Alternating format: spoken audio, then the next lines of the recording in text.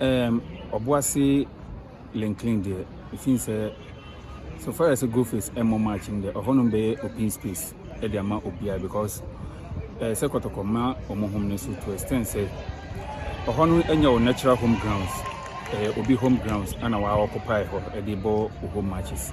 Into every team be all be taking say away game.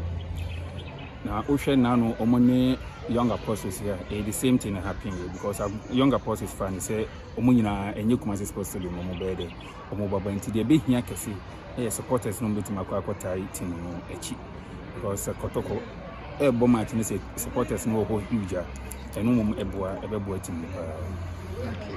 Now about never pressure behind the two teams because against young apostles and supporters in a coipa, but a ball draw.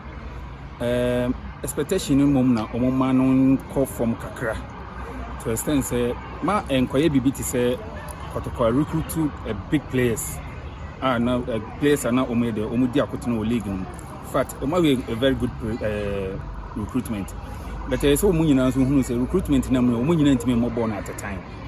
And with this recruitment, we free so more matches, people bear 5 matches into Kotoko. They made make say bet my say team no, other say team debate my league na no bet my cut off for. This year more 5 matches, more continuous 5 matches, and sana debate my say team will be good and I good.